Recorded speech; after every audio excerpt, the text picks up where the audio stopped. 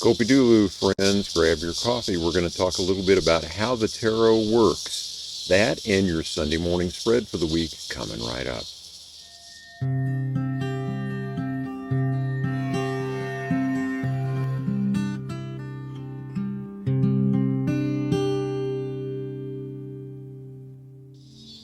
Hey, Brian No back with you from Cards of Light. Thank you for joining me again this week, along with the neighbor's dog and the cicadas in our backyard. Hopefully, they won't drown us out too much. But thank you for popping in and checking out the video.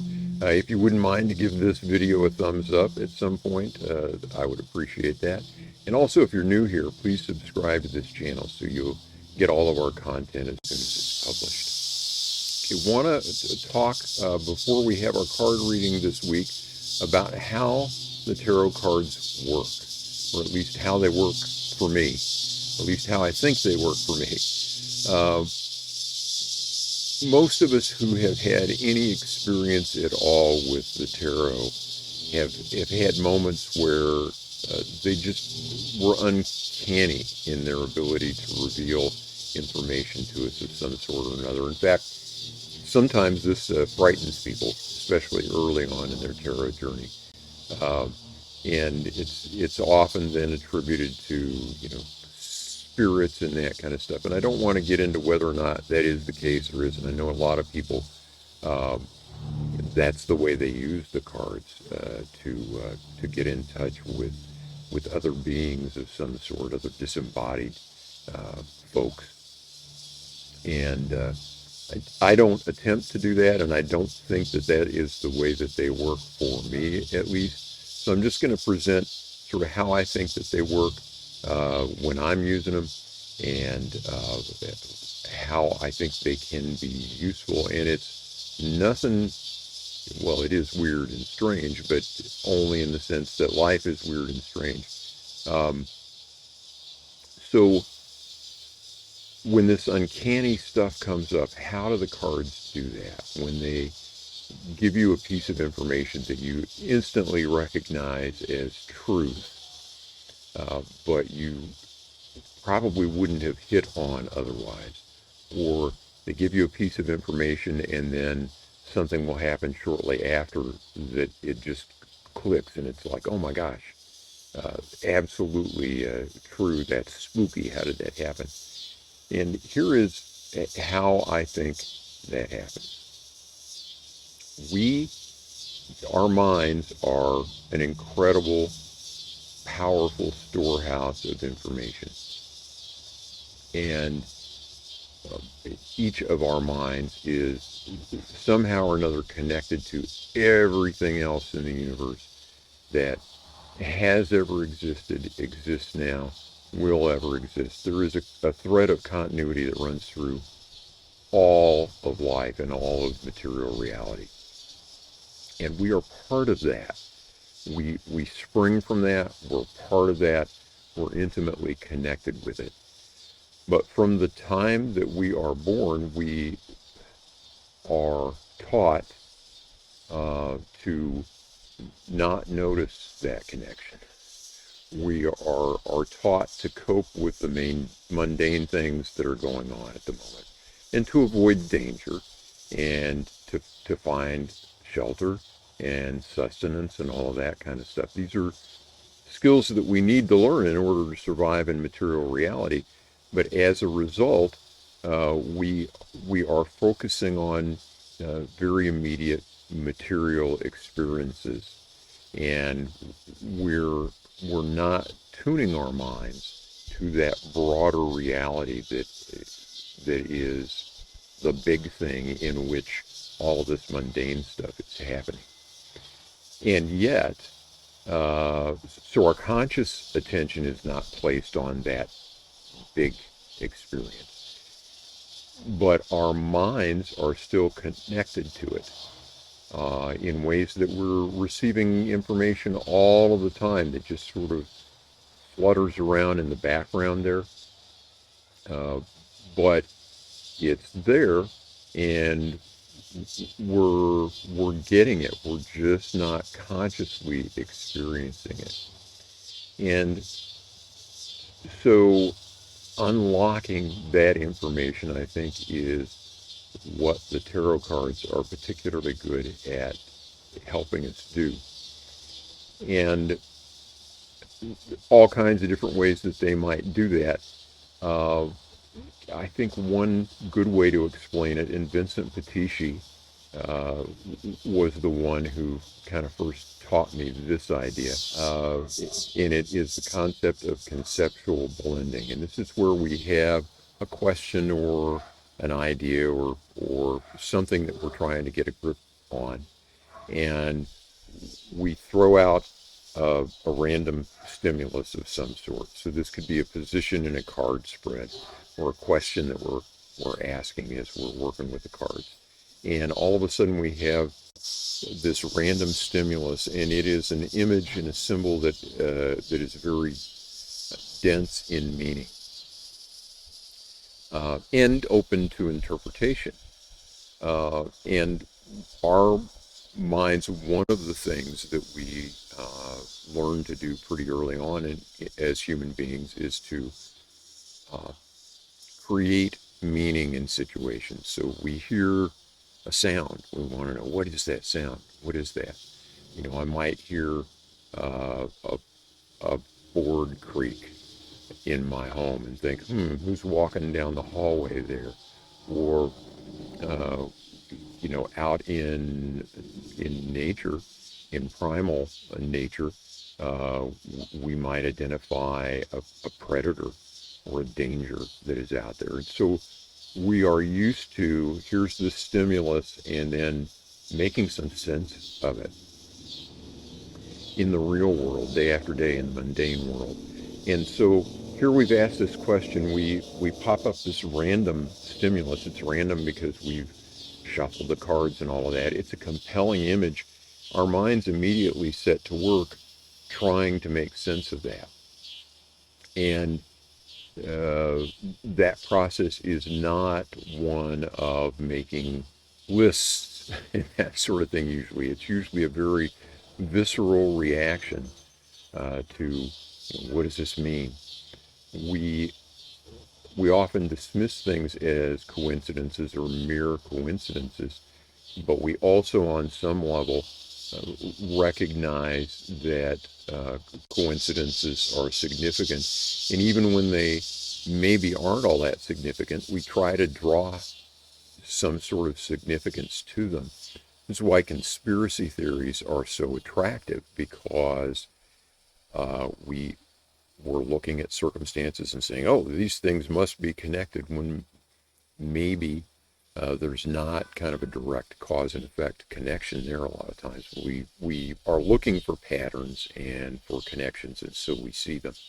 So when we're doing these processes with these cards, we get this random stimulus, we have a question, and we go, oh, this must mean something. And the deepest parts of our mind can then go to work creating a story around that. Now, we can say, oh, well, that's just a story, we're just making it all up.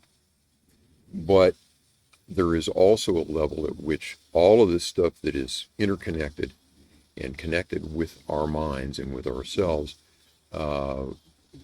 sometimes that information is significant.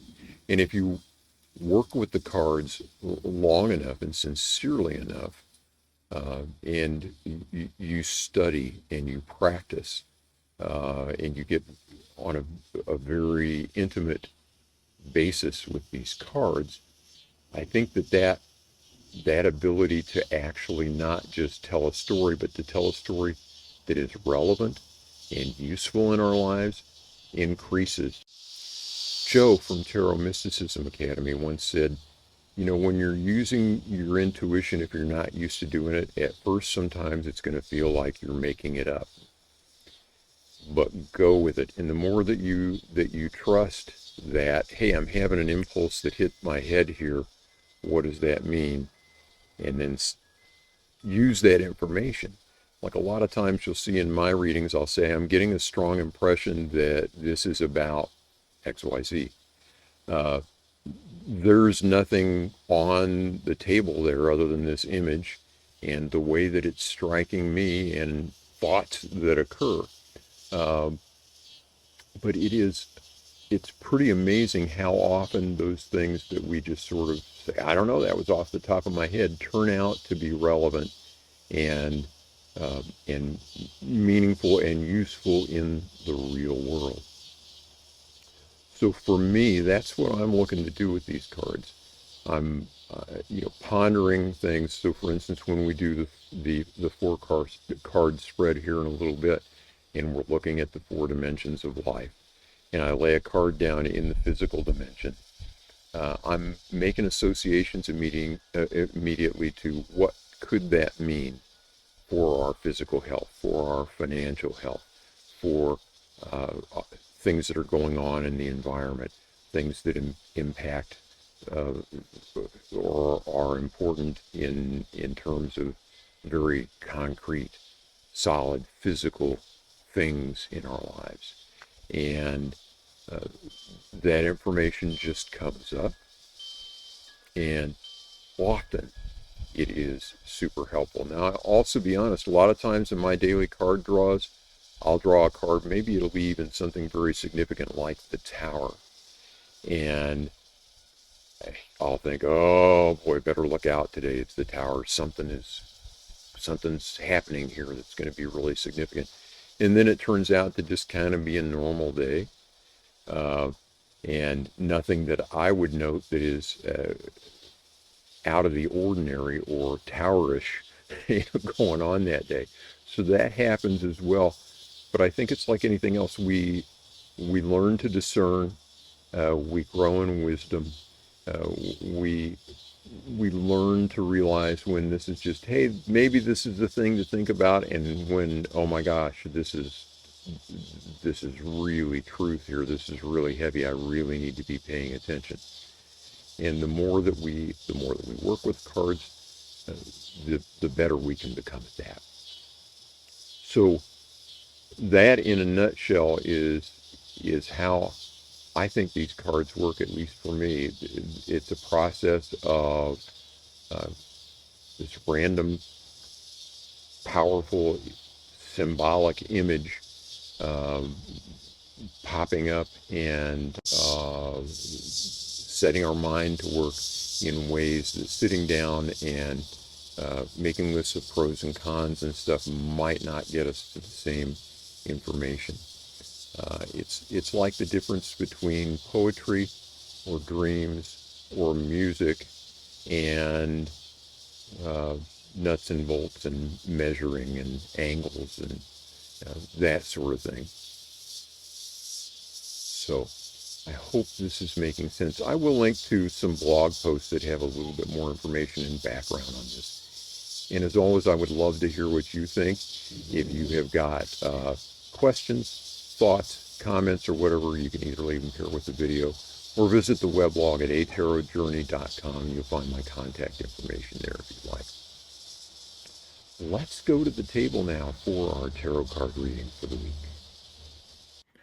Okay, we have two major cards and two pip cards from the Suit of Swords this week with our reading for the week of August 31st, 2025. In the physical dimension, we have the universe. In the social emotional, we have the Two of Swords. In the mental dimension, the Ace of Swords. And up here in the spiritual dimension, the Sun. So let's take these one at a time. This universe card in the physical dimension, this is the card of completion. And it can represent working at things and developing some inertia and persevering until the end. Very patiently continuing to push at something until you achieve your goals and until you reach kind of the end of that thread of whatever you're working on. And so in the physical dimension, as we, at least in the northern hemisphere, are kind of wrapping up these lush days of summer of 2025, we may be uh, nearing a time where we can't be as active outdoors, in particular, as we maybe have been. So I think that the cue that I'm getting from this card is to carry that energy from everything that we have worked on and maybe accomplished this summer, to carry that on forward with us into autumn and winter, and to not yield to the temptation to just kind of now let things go as we start to get into the cooler weather this fall. And I'm feeling, for myself at least, this in terms of physical exercise. I love to run, and I somehow, though, associate that as being mostly a warm weather activity. But that is something that we can continue on, and sometimes the cooler weather actually lends itself to those sorts of activities pretty well until we get into the really bitter cold of the winter. But there are people that run year round as well. So anyway, sorry for that little diversion, but for myself, I think that this is a cue to kind of redouble efforts to try to get out more on my morning runs as we wind up this summer, and to carry that energy on into the cooler weeks and months to come, and not just kind of set it aside and drop it. So this could be physical activities like that. It could be financial goals. Let's say that you have either accomplished something that you were working on financially, or you're about to do it. I think the message of this card is to enjoy those rewards that you reap, but not just let things drop. Let's carry that energy on and move on to the next phase. And think of it as a way to start again, and not just kind of say, okay, well, I've done that, I'm done with it. Not yield to kind of just a sense of inertia and winding down. Over here in the social emotional, we have this Two of Swords. And in the Thoth deck, this is styled Peace. And I think of this as the card of working hard for peace. Not just that peace happens to come, but you see we have these crossed swords here, so that it's a decision that we're making, and that it involves some level of competence and self-mastery. Got the real strong sense when this card turned up that this is about a relationship for someone, and the choice is theirs to make peace or not. And it's not going to come without some effort and without some work and without some vulnerability. So if this is resonating with you, if you have a relationship that kind of has been stuck, you've been at odds with somebody, maybe it's a family member, and you're either waiting for them to make the first move toward conciliation, or you have been hoping for some sort of breakthrough in a relationship, or at least an end to hostility of some sort. I think the message from this card is that it really is up to you. That your efforts will be rewarded if you take the first steps. If you sort of lay down your arms, figuratively, and approach the situation to try to make peace. Now, will peace come?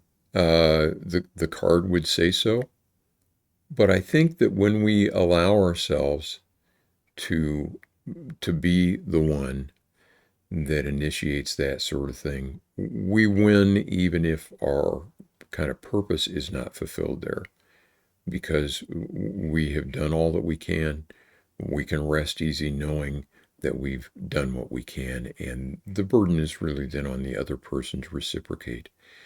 And so, if you win, you win. If not, you still win in a way. So that would be the advice from this card that I'm seeing here in terms of relationships this week. Be the one to kind of broach the subject and to try to try to make peace, if not make amends, but try to bring the relationship back together if you can. It's not going to happen unless you do that. Let's put it that way. Okay, Ace of Swords up here in the mental dimension. Swords are the suit of the mind. And this card coming in the dimension of the mind here in our card spread is pretty significant. This ace is about the light dispelling the clouds, as you can see in this lovely artwork by Lady Harris. And so this is often a flash of inspiration or insight that just seems to come out of nowhere and makes things very clear all of a sudden. I would look for that this week, would be attentive to even odd, sudden thoughts or notions that pop into your head that may seem like, well, where did this come from? Especially if you're working on solving a problem of some sort and you have some crazy idea that pops up. I'd say take a second look at that. It may actually be the key to solving whatever it is that you're working on. So, and for the rest of us, if you're not resonating with that, to me, this card symbolizes, once again, doing the sorts of practices every day that we need to do to keep our mind clear, to bring a little more light into our lives and into our minds. So that could be meditation, that could be times spent with scriptures or good books. Do something to feed your mind this week, though. The light dispels the clouds. That would be the message that I would take from that. But also look for sudden flashes of inspiration. Okay, we have the sun here finally in the spiritual dimension. And this is just such a lovely card. It is about truth and warmth and light. Think about the role that the sun plays in our lives and in life on this planet. And so, again, light dispels the clouds, light dispels the darkness. We need to seek that light out.